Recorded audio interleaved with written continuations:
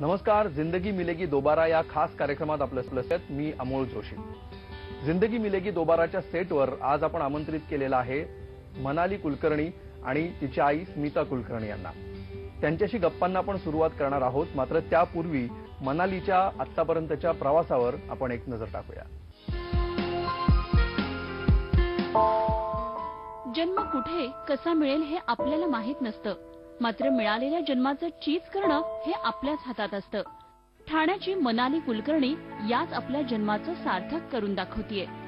आईच्या गर्भात असतानाच मणक्यात गॅप असल्याचं निष्पन्न झालं आणि मनालीचा जन्म झाला तोच मुळी स्पायना बाफुडा या आजारासोबत। मात्र कमरेखाली निकामी शरीर घेऊन मनालीनं असल्याचं निष्पन्न झालं आणि मनालीचा जन्म झाला तोच मुळी स्पायना बाफुडा या आजारासोबत। मात्र कमरेखाली निकामी शरीर घेऊन मनालीनं वयाची 24 वर्ष जिद्दीनं अभिमानानं घालवली। आतापर्यंत जवळपास 12 शस्त्रक्रिया मनालीच्या शरीरावर झाल्यात। एक किडनीही निकामी झालीये। तिचा आयक्यू लेव्हलही सर्वसामान्यांपेक्षा खूप कमी आहे। मात्र यात कशाचाही परिणाम मनालीवर होत नाही। सतत तेजस्वी दिसणारी, सतत उत्साही राहणारी, चेहऱ्यावर सतत हास्य टिकवून ठेवणारी ही मनाली काय नाही करत हाच प्रश्न पडतो। चित्रकला असो, श्लोक पठण असो, कलाकुसर असो, व्हीलचेअर नृत्य असो, अभिनय किंवा अगदी वेशभूषा स्पर्धा असो, मनाली सगळ्यांमध्येच पुढे असते। अनेक पुरस्कार, सत्कार, अगदी राष्ट्रपती पुरस्कारापर्यंतही मनालीनं आपली मजल मारली आहे। इतकंच नाही तर आपल्या कलाकुसरीच्या जोरावर ती आर्थिक कमाईही करते। या तिच्या प्रवासात तिच्या आईबाबांचा, शिक्षकांचा खूप मोठा सहभाग आहे। वयानं मनाली आता 24 वर्षांची झालेली असली तरीही तिचं मानसिक वय हे 12-13 वर्षाच्या मुलासारखंच आहे आणि म्हणूनच नवं काहीतरी करून दाखवण्याची जिद्द तिच्यात आजही आहे, कारण तिची कहाणीच वेगळी आहे। मनालीच्या याच विलक्षण शक्तीला, जिद्दीला आणि मेहनतीला आमचा सलाम।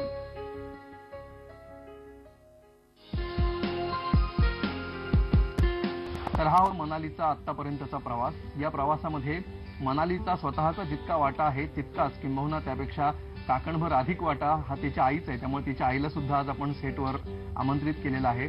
तुमच्या दोघींचंही स्वागत जिंदगीच्या सेटवर। आपण गप्पांना सुरुवात करूया जेव्हा मनालीचा जन्म झाला तिथपासून। जन्मापासूनच तिला हा प्रॉब्लेम होता। ऍक्च्युली स्पायना बायफिडा तिच्या रोगाचं निदान झालं होतं। स्पायना बायफिडा म्हणजे स्पायनल कॉर्ड डिफेक्ट, मणक्यात गॅप असते बच्चूच्या आणि त्याच्यामुळे टोटली कमरेखालचा भाग निकामी होतो आणि चेन ऑफ ऑपरेशन त्यांची असते। तिचं वय आहे 24 वर्ष, पण मानसिक वय तिचं 10 वर्ष आहे सध्याचं। तरी सुद्धा मनाली ही भरपूर गप्पा मारते, तू भरपूर गप्पा मारतेस हे आम्हाला माहिती आहे। तर आम्हाला सांग, तू दिवसभर काय काय करतेस? सकाळी उठल्यापासून झोपेपर्यंत काय काय तुला करायला आवडतं? मी आधी पहिले सकाळी उठल्यावर ब्रश विगले आणि मग ब्रश झालं की चहा विगले पिणार। मग मला मावशी तयार कर आणि मग माझी पावणे 10 किंवा 10 वाजता गाडी येते आणि मग मी शाळेत जाते।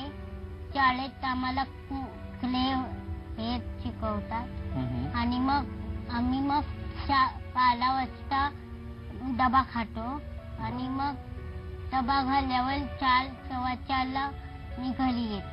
पायी अभ्यास तिला असतो तो मी घरी आल्यावर करते। मग 7 वाजता सिरियल्स बघते। अच्छा, कुठले सिरियल आवडतात तुला? श्री मराठी आणि तारक मेहता आणि डोरेमॉन पण आवडतं। म्हणजे असं एकदम दिवसभर बिझी शेड्यूल असतं। काय काय आव्हानं होती मागच्या 24 वर्षात तुमच्या पुढे, विशेषतः सुरुवातीच्या काही वर्षांमध्ये? आव्हानं म्हणाल तर खूप होती, अजूनही आहेत। ज्या एका तिच्या शारीरिक वयाच्या 10व्या वर्षी आम्ही पोहोचलो तेव्हा तिचं रुटीन वर्क चालू झालं, केलं म्हणायला हरकत नाही। म्हणजे तिला बालवाडीचा शोध चालू झाला, त्याच्यातनं तिला नॉर्मल मुलांच्या आम्ही शाळेत घातलं, सरस्वती म्हणून ठाण्याची शाळा आहे तिथे। पण तिथे नंतर एक कटू सत्य जाणवलं की मनालीचा आयक्यू लेवल सुद्धा अतिशय कमी आहे। त्याच्यामुळे ती नॉर्मल मुलांबरोबर शिकू पण शकणार नाही, म्हणजे अकॅडमिक एज्युकेशन ती घेऊच शकणार नाही। हे खरोखर कटूच होती. म्हणजे नर्सरी हे आव्हान होतं. तुम्हाला त्याची जाणीव जास्त पहिली प्रकारे- जाणीव आम्हाला तिथेच झाली की अच्छा. आज मुलांना जर ब्रेनची कपॅसिटीज कमी असेल, शिक्षणाचं दालनच कमी असेल, ओपनच नसेल, तर पुढे काय करायचं. एका साईडला व्हीलचेअरवर बंदिस्त पूर्णपणे, म्हणजे तिथे सुद्धा फिजिओथेरपी, स्पीच थेरपी हे आमचे सगळे उपाय चालूच होते. पण त्याच्याच बरोबरीने आता मतिमंदत्वही आपल्या मुलाला आहे हे समजून मोठा धक्का घेणं होता. हा मोठा धक्काच होता. धक्का इन द सेन्स ते पचवायलाच कठीण होतं जे समोर आलंय की आज IQ लेवलच 50 ते 55% आपल्या मुलीचे आहे. त्याच्यामुळे नॉर्मल मुलांची शाळेचे दरवाजे टोटली बंद होते. मग अशा वेळेला आमचा शोध चालू झाला विशेष मुलांच्या शाळेचा. आणि मग तिथनं तिचा खरा प्रवास चालू झाला. म्हणजे मेडिकली टप्पा चालू आहेच, तुम्ही म्हणाला तसं ती आव्हानं तर आहेतच. मेडिकल काय काय चॅलेंजेस सध्या आहेत किंवा काय काय तिची ऑपरेशन्स पण झालेली आहेत किंवा बरोबर. सध्याही बरीच आतापर्यंत काळजी तिची घ्यावी 10-12 ऑपरेशन झालेली आहेत. त्याच्यापैकी मेजर ऑपरेशन स्पाईनचं होतं. लागते. स्पाईनवर बबल होता तिच्या पूर्ण. बरं. त्या नर्व्स सगळ्या आत घालून, बबल्स आत घालून ती पूर्ण पार्ट तिची क्लिअर करायची होती. ते मेजर ऑपरेशन होतं.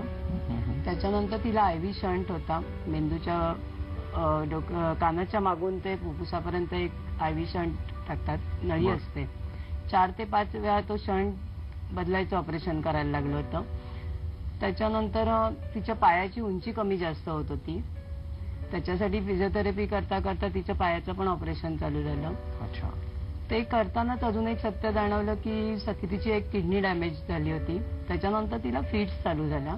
त्या आजतागायत तिला दर 15 ते 20 दिवसांनी फिट्स चालू आहेत. अच्छा. तर एक आई म्हणून प्रचंड मोठं आव्हान तुमच्या पुढे होतं आणि मागची 24 वर्ष तुम्ही हे फार समर्थपणे सांभाळत आहे आणि हे सगळं दिसतंय तिने केलेल्या अचिव्हमेंट्स मधून. तर तिच्या अचिव्हमेंट्स विषयी काय सांगाल? दरवर्षी रोटरी क्लब म्हणा, इनरव्हील क्लब म्हणा, चिन्मय मिशन म्हणा, वेगवेगळ्या विषयाच्या तिथे स्पर्धा चालायच्या. इंटरस्कूल कॉम्पिटिशन असायच्या सगळ्या मुलांच्यातनं आणि आम्हाला प्रत्येक स्पर्धेत भाग घ्यायचा असायचा. आणि ते करता करताच तिला जिज्ञासाकडनं जिद्दशाळेला एक प्रोजेक्ट मिळालं. अच्छा. ते NCTVT म्हणून होतं. तर त्याचा विषय होता जलचक्र. आणि मनाली त्या प्रोजेक्टची ग्रुप लीडर होती. ते प्रोजेक्ट त्यांचं 3ही पातळ्यांवरनं गेलं, स्टेट लेवल, डिस्ट्रिक्ट लेवल वगैरे, आणि नॅशनल लेवलला ते ओरिसाला गेलं. तिथे मनालीला गोल्ड मेडल मिळालं. आणि ते करता करताच नेक्स्ट इयर तिची बेस्ट क्रिएटिव्ह चाइल्ड म्हणून तिचं दिल्लीहून सिलेक्शन झालं. आणि तिला तिथे it was the great achievement की कलामजींच्या हस्ते तिला मानाचा किताब मिळाला, राष्ट्रपती पारितोषिक मिळालं. ती तिची सर्वात मोठी अचिव्हमेंट आहे. आणि त्याच्यानंतरही अजून सुद्धा म्हणजे 2006 ते 2016 मनाली कुठेही थांबलेली नाहीये. श्लोक पठण करतेस, तू चित्र सुद्धा रंगवतेस आणि तू गाणी सुद्धा म्हणतेस आणि त्याशिवाय तू फ्लॉवर पॉट वगैरे हे सगळी पण कामं करतेस. तर ते काय म्हणजे फ्लॉवर पॉट करतेस, कसा करतेस तू, ह्या सगळ्याविषयी सांग तुझ्या ऍक्टिव्हिटीज. आई किंवा आमच्या बाई ते चित्र मला काढून देतात आणि मी रंगवते. अच्छा. आणि तू फुलांचे पण वेगवेगळे प्रकार करतेस बर्थडे साठी वगैरे, ते पण सांग ना आम्हाला. ते हे असतं नालकंठी, त्याच्यावरनं ते ग्रीटिंग कार्ड करतो आम्ही. त्याची तयार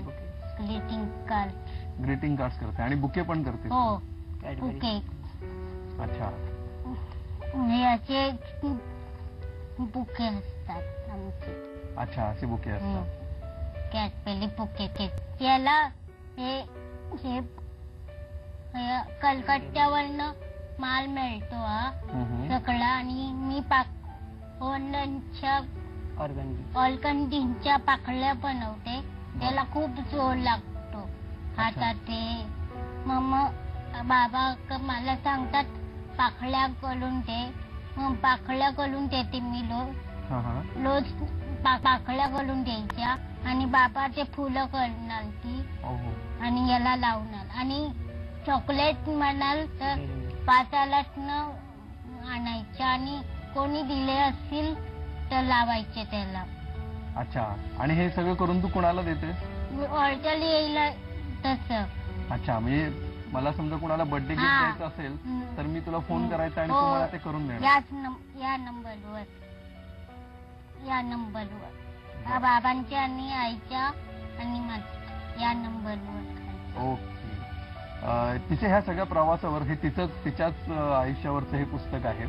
तर हे पुस्तक तुम्ही लिहिलेलं आहे आणि ह्या पुस्तकाचे सुद्धा एक विक्रम केलाय खरं तर या पुस्तकाने. कारण माझ्या हातात आता जे पुस्तक दिसतंय ही 16वी आवृत्ती आहे. याची आता 16वी आवृत्ती आहे. 16वी आवृत्ती. पहिली आवृत्ती मार्च 2008 ला आली होती. हो. तर ह्या पुस्तकाविषयी आम्हाला सांग. जर आपण सगळा प्रवास जर एकत्र तिचा शब्दबद्ध केला तर हा मेमोरेबल राहील. म्हणजे कायम हा स्मरणात दुसऱ्याला तरी त्याच्यातनं इन्स्पिरेशन मिळेल, मोटिवेशन मिळेल, त्या दृष्टीने मी हा शब्दबद्ध केला आणि तो समाजासमोर जास्तीत जास्त पोचवायचा प्रयत्न केला. आणि त्याच्यात सुद्धा मनालीचा वाटा खूप आहे.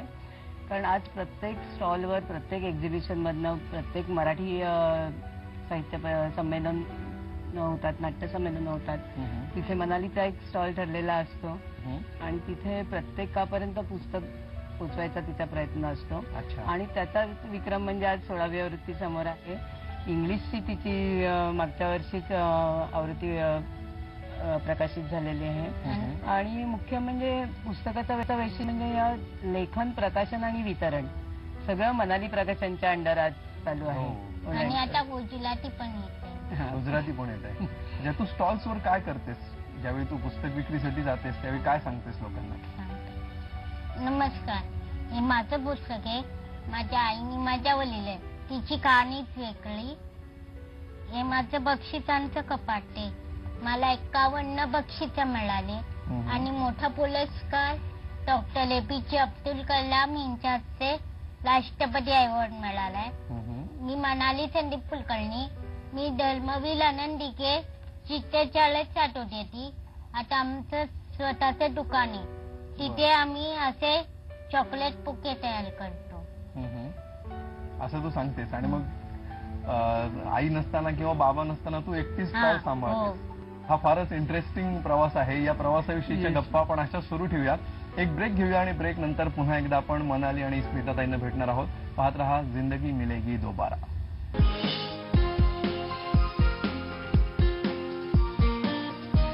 जिंदगी मिलेगी दोबारा या खास कार्यक्रमात आपलं पुन्हा एकदा स्वागत. आपण गप्पा मारतो आहोत मनाली कुलकर्णी आणि तिच्या आई स्मिता कुलकर्णी यांच्याशी.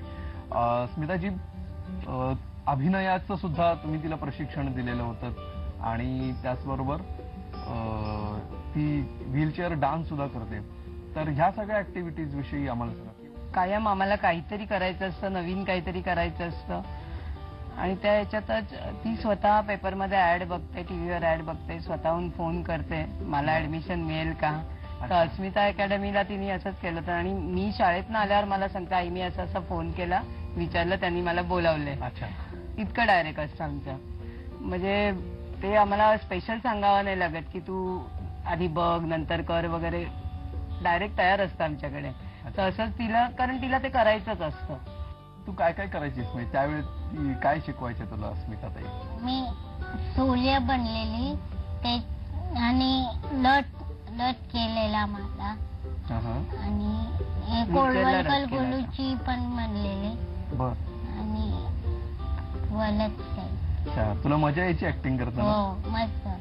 आणि कोळवलकर गोलूची पण बनलेली आणि वलत. अच्छा, तुला मजा यायची ऍक्टिंग करताना? हो, मस्त. आणि तू नंतर हे पण शिकलीस, व्हीलचेअर डान्स पण शिकलीस? हो.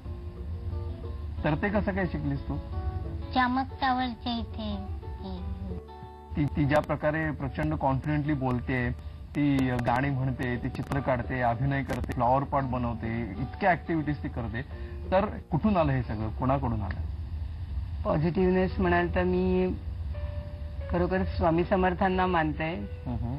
एक श्रद्धा माझी ती आहे शेवटपर्यंत. म्हणजे स्वामीं पुढे वाट भिवू नकोस, मी तुझ्या पाठीशी आहे. खरोखर आज त्यांच्या श्रद्धेने आज आमचा 24 वर्षाचा प्रवास चाललाय. ही पॉझिटिव्हिटी आहे आणि कुठेतरी एक मनाशी पण कुणगाठ बांधलेली असते की आपल्या मुलीला सामान्य मूल म्हणूनच, सामान्य मुलांच्या स्रोतात आणायचंय. She is not disable, she is not special, she is a normal child. अच्छा, असं हे मनाशी ठरवलेलंच आहे आणि त्याच्याप्रमाणेच तिच्याशी आम्ही सगळ्यांचं बिहेवियर पण तिच्याबरोबर तसंच असतं. स्पेशल म्हणून तिला आम्ही ट्रीटमेंट कधीच दिलेली नाही, देणारही नाही. की तुझ्यात काहीतरी कमी आहे म्हणून तू आहे, नाही, तू बाकीच्यांसारखीच आहेस आणि तसंच तुला पुढे जायचंय. बिलकुल. ह्या सगळ्या प्रवासामध्ये तुम्हाला साथ दिलेल्या किंवा अगदी जवळून किंवा ह्या प्रवासात भाग असलेल्या अशा काही जणांच्या प्रतिक्रिया आम्ही तुमच्यासाठी आणलेल्या आहेत. तर या स्क्रीनवर आपण बघूया ते काय म्हणतात. सगळ्यात आधी मनाली, हाय, कशी आहेस तू? मला खूप छान वाटतंय की आज आपण नेहमी भेटतो, पण आज आपण अशा पद्धतीने भेटतोय झी 24 तासवर. मी आणि तू लहानपणापासून एकत्र आहोत आणि राहणार आहोत एकत्र. आपण दोघी शाळेत होतो एकत्र आणि तेव्हापासून मनाली तू आम्हाला सगळ्यांना इन्स्पायर करत आली आहेस. नुसतंच माझ्यात काही नाहीये असा भाव न ठेवता तू कायम आम्ही जरी रडत असलो तरी तू आम्हाला हसवत आली आहेस. तर आम्ही लहानपणापासून तुझ्याकडून खूप गोष्टी शिकत आलोय आणि शिकणार आहोत याच्या पुढे. मला असं आठवतो की राष्ट्रपती पुरस्कार मिळाला तो क्षण तर आहेच, पण तिला मला भेटायची खूप इच्छा होती. शाळा सोडल्यानंतर ती आईला सांगायची की ऐश्वर्या टीचरला आपल्या घरी बोलव, मला भेटायचं आहे. आणि जेव्हा तिला आम्ही सरप्राईज दिलं की तिला न सांगता तिच्या जेव्हा घरी आले तेव्हा इतकी जोरात कडकडून मिठी तिने मला मारली की मी हे वर्णन खरंच करू शकत नाही. या मुलांना आपण जे प्रेम देतो ते प्रेम आपल्याला दुप्पट चौपट पटीने आपल्याला मिळतं आणि भरभरून निस्वार्थी प्रेम म्हणजे काय हे आमच्या मनालीचं मूर्तिमंत उदाहरण आहे. काय सांगू, तुला बघितलं की मला असं वाटतं की काय करू, तू एवढ्या संकटांवर मात करून, म्हणजे मला नैराश्य आलं की मी लगेच तुझा विचार करते आणि लगेच झटकून पुढच्या कामाला लागते. खूप आनंद वाटला तुला इथे बघून. तुझे खांदे दुखतात म्हणून मग ते व्यायाम करायचं तिचं एक मी हे आणलं होतं, रबर लावलेले समोर वरती लावलं, पकडायला तिला त्रास होत होता म्हणून तिने कसं तरी करून तिच्या हातामध्ये मी डाव दिला आणि पकडला. अनेक प्रयत्न करून तिला मी पकडण्याचा तिला प्रयत्न करत लावला होता आणि कसंही करून तिने ते कॅप्चर केलं आणि केल्यानंतर तिच्या चेहऱ्यावरचा जो उत्साह जो असतो ना तो वेगळ्या पद्धतीने तुम्ही कॅनॉट इमॅजिन की एखादी गोष्ट साध्य केल्यानंतरचा जो तो क्षण आहे तिचा चेहऱ्यावरचा, असे अनेक क्षण घरामध्ये असतात. घरामध्ये पण एक नॉर्मल मुलगी आहे, दुसरी हँडिकॅप मुलगी आहे. हा जो बॅलन्स सांभाळत आमचं अख्खं कुटुंब हा बॅलन्स सांभाळत तारेवरची कसरत करत असतं की त्या नॉर्मल मुलीला पण सांभाळत आहे आणि हँडिकॅप मुलीला पण सांभाळत आहे. अशा वेळेला सर्वात मोठा रोल हा मनालीच्या आईचा असतो.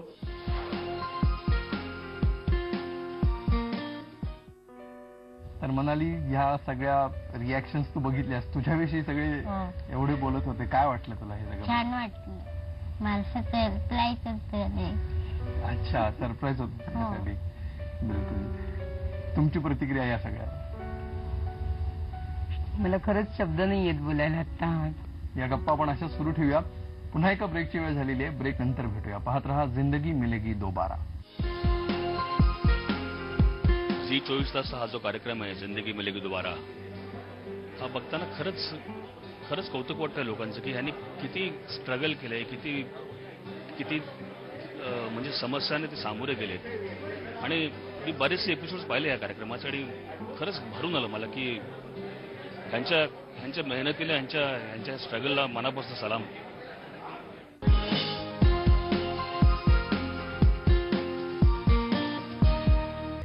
स्मिताजी, मागची 22, 23, 24 वर्ष जवळपास तुम्ही मनाली बरोबर तिला वाढवण्यामध्ये, तिला ग्रूम करण्यामध्ये घालवली. तुम्हाला काय वाटतं आत्ता मागच्या एवढ्या सगळ्या 20-25 वर्षाकडे बघताना की तिच्या या आजारांनी काय शिकवलं, काय दिलं असं वाटतं? मनालीचा आजार हेच आमच्यासाठी एक इन्स्पिरेशन होतं, एक संधी मी म्हणेन. कारण या मुलांना घडवणं आणि वाढवणं, तुम्ही मुळात एक शिक्षक आहात. हा, तो सुद्धा एक प्रवासच मनालीच्यामुळेच माझा चालू झाला. कारण मनालीसाठी मी म्हटलं तसं कुठलेच ऑप्शन आम्हाला नव्हते घराच्या बाहेरचे. बेबी सिटिंग म्हणा, दुसऱ्याच्या घरी मूल ठेवून जाणं म्हणा. तर त्याच्यासाठी मी स्वतःची नर्सरी घरी चालू केली. 15 वर्ष किड्स कॉर्नर नर्सरी चालवली मी. त्याला सुद्धा चेंबर ऑफ कॉमर्सचा पुरस्कार मिळाला. त्याच्यानंतर पीपल्स एज्युकेशन म्हणून शाळा आहे, तिथे शाळेत पण जायला लागले, मनालीला जिद्द शाळा मिळाल्यावर अर्थात. तर अशा प्रकारे तिचं जेव्हा ग्रूमिंग चालू झालं, त्याचबरोबरीने माझा स्वतःचा सुद्धा मी एक मला दिशा मिळत गेली. तिच्यामुळे म्हणजे मुलीमुळे आईला दिशा मिळणं हा एक नवीन हे होता. म्हणजे लेखिका म्हणून सुद्धा मी आले आणि मनालीला याच प्रवासात घडवताना तिला स्वतः मी म्हटलं तसं एक मनाली असामान्य व्यक्तिमत्व, निसर्गाची कलाकृती ती, त्याचबरोबरीने एक सन्मिता माझी दुसरी मुलगी, या दोन्ही मुलींना घडवताना स्वतः मला एक समुपदेशकाची म्हणजे काउन्सिलरची गरज लागली. त्याच्यानंतर स्वतः काउन्सिलिंगचा कोर्स मी IPH तर्फे केला. आज अशा मुलांच्या पॅरेंट्सना जेव्हा खूप आधाराची गरज असते, खूप आधार त्यांना लागतो, त्यावेळेला आज मी काउन्सिलर म्हणून सुद्धा त्या भूमिकेत शिरते. तू एवढं सगळं आतापर्यंत करत आली आहेस, इथून पुढे काय करायची तुझी इच्छा आहे? काय काय प्लॅन आहे तुझ्या? मला पेटी आणि गाणं शिकण्याची आवडते. अच्छा, गाणं शिकण्याची आवड आहे, पेटी नाही. पेटी आता हळूहळू येईल मला. तू अशीच मस्त हसतमुख राहा, तुझी सगळी स्वप्न पूर्ण होत या मी तुला शुभेच्छा देतो. All the best. Thank you. Best of luck दोघींनाही. तुम्ही आमच्या स्टुडिओमध्ये आलात आणि इतका छान एक प्रेरणादायी प्रवास तुम्ही आमच्या समोर मांडलात, महाराष्ट्रातल्या कोट्यवधी प्रेक्षकांसमोर मांडलात, त्याबद्दल थँक्यू व्हेरी मच. आणि जसं मनाली तू म्हणालीस की तुला गाण्याची आवड आहे, तर जाता जाता एखादं गाणं तू आम्हाला ऐकव. इतनी शक्ति हमें दे न दाता, मन का विश्वास कमजोर होना. हम चले नेक रास्ते पे, हमसे भूल कर भी कोई भूल होना.